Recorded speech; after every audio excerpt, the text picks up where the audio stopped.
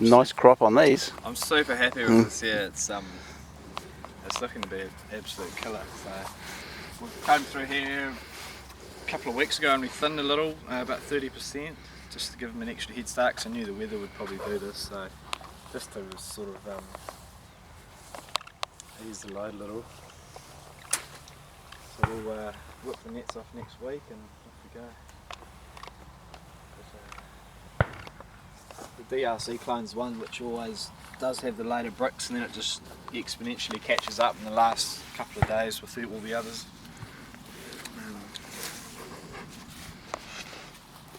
There's so much more grape to leaf ratio on these. It's amazing what it's amazing what Pen and I will ripen in. It doesn't need a lot of foliage. It doesn't need your typical Marlborough foliage, you know. Growing up in Marlborough, you see these big grapevines. They're just huge, hedges, thick, wide, tall, dark green, and you think that's what it's all about. But the fact is, when you plant vines this close with each other, they can really, they don't so much focus on growing tall and wide. They basically just focus on producing the best fruit, because that's all they can do. They can't grow tall and wide, because there's such high competition. Well, there's roots all through where I'm standing now, you see, so they're just basically trying to restrict their growth a little bit. Yeah. This must have been one of the largest organic vineyards that in the early days, to start up for a long way. Yeah, well, the high density planting was definitely the pioneer sort of planting design. Not a lot of people do it now, although they're catching on. But oi! It's just that's the thing with the old man. He basically just went for the Burgundian style and replicated the French, because they've been doing it a shitload longer than us, and we're not going to go and reinvent the wheel. We'd rather just do how the French have done it. So we thought,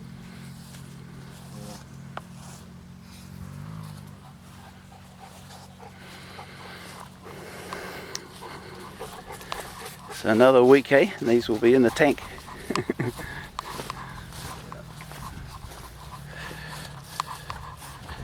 But no, it's been a beautiful year. Well, it's been a beautiful year as far as flavours, but and disease pressure, there's been none of that, which a lot of people scratch their heads and can't get around how you guys can't use pesticides and fungicides, and they just don't actually get it.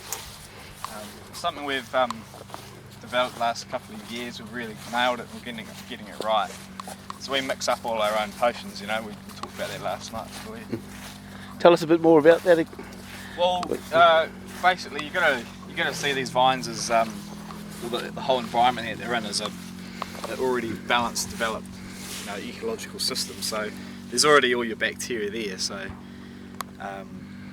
what you call fungi. So Bacillus subtilis and trichodermas. So they're these little bacterium and fungi which are already heavily in the soils.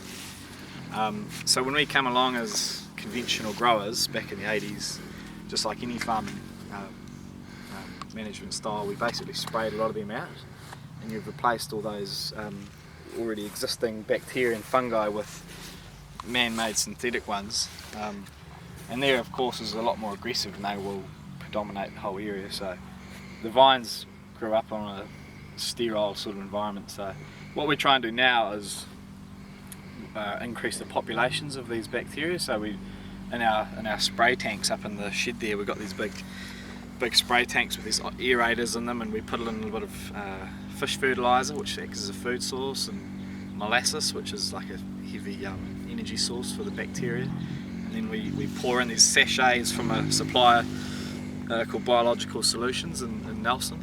They're a Biogrow certified supplier, and they're these, it looks like milk powder. It's just this white powder, but it's these trichoderma and bacteria sachets, and they're like what you'd call a dormant organism.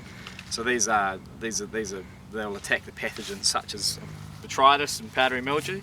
But you've got to keep them happy. You can't just spray them out there and think, oh, they're all going to do their thing. It's something you really got to get your head around. So you've got to give them a good environment to live in and breathe and replicate. So if you give them a food source, you give them energy, give them a good environment, well they'll live there and they'll stay there. So On average, we spray every 10 to 14 days. A little bit of sulphur early on in the season, and these sort of bugs, you could say, I suppose, or bacteria and fungi are coexistent with sulphur. There's no issue there. So a lot of people think, if the organic the organic conversion, you use the heavier sulphurs and things. It's not exactly true. Sulphur is something that's been used for hundreds and hundreds of years as a preservative. It's organic. You say you need to nurture the environment for these things to grow. So, apart from being a regular spray program of putting them on there, are there other things you need to do? Obviously, you talked about the pasture management or the mowing. Well, you've got to stop looking at the biggest thing is soil. So that is the most important part of what we do. So you can't look at the soil as a medium of just sterile medium, which is just dirt.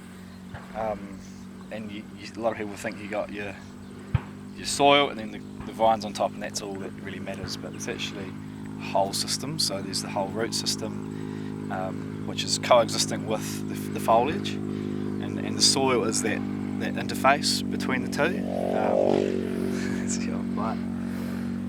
So yeah, the whole thing is soil compaction is the biggest concern. So hence having narrow as possible tractors, lightweight tractors with turf tyres, not big cleated bloody Massey Ferguson tyres. And if you can keep your soil ecosystem happy, you get better penetration of roots, healthier earthworms, and basically a better cover crop, which you're trying to get. So you want to incorporate mixing.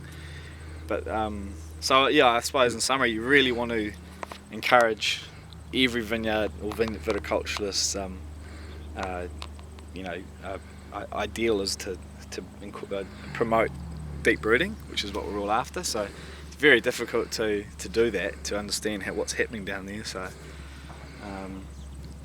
but it all comes down to soil compaction. We just can't afford to, because once you've got soil compaction issues, there's no turning back. Your dad was saying there's a lot of clay in this block, a layer of clay, especially over. Well, we're between two rivers here, so just behind the winery there's the Omaka, and that's a small little tributary, and then there's the Waihopai, the Wairau. So we're on this terraced piece of land. So there's a fluvial gradient, if you like, from this river to the Wairau, and then as we go that way, there's more fluvial gravels, and there's more calcium-rich clay subsoils at the south. So that's the thing. What makes Marlborough quite amazing is it's just a valley, really. So you got a fluvial valley, which is east-west, but everyone's planted their vines north-south. So there's a gradient between the southern end of your vineyard and the north. So there's a huge difference, which makes it quite interesting. It's an interesting, view, that's why you get variation. Like this southern end of this block is different to the northern end. It's just because there's a soil gradient. There's a difference there, which from a management perspective makes it difficult, because the foliage represents the stresses of the vine, and you basically we just walked into a block of Pinot Gris, is it? Yeah. This is the Barry clone Pinot. These are fairly young vines. They're only 4 years old. You can see the colour of them. Yeah, they're pumping up. I think this will be about 21.5 bricks. Looking really clean and lovely this year. We went ahead and thinned this at Raison unbelievably, but I want to try and just lay 1K next year, because you can see it's just, we're looking at about 90 tonnes of Pinot Gris. Oh, a lot of intensity in that. So we try and have different styles, so we want to do a bit of skin contact possibly. Yeah, you've only laid 1 cane here anyway. 1 to 2. So. Oh, you mean one each side? This is our pruning style. So we're, I think, one of the only couple that do the arch cane. So there's 2 real pruning styles. Basically, the cane, replacement cane, which is when you lay a new one down, or cordon, or spur pruning. Spur pruning, when So when that you you- predom- when So you you've just got like a long spur and then arch it over. yeah, the whole thing is this arch here. So most people in Marlborough just have it going straight, so just twist it around the wire. But the thing with that is you get what's called apical dominance, which is vines suffer from it quite a lot. You get a mid-arm blindness. Yep. So you get this blind budding effect in the middle of the cane. So to demote that, to demote too much growth here and pretty much nothing here, you arch the cane. So you put a lot of stress here in the oxen of the arm, but more importantly you turn the end of the cane down. So the vines, the physiology is thinking, oh okay, well I've got my wings going down, my arms are sort of heading down here, I'm going to put less emphasis on developing fruit here, and I'm going to have more, so you get an even fruit set. That's the whole point really.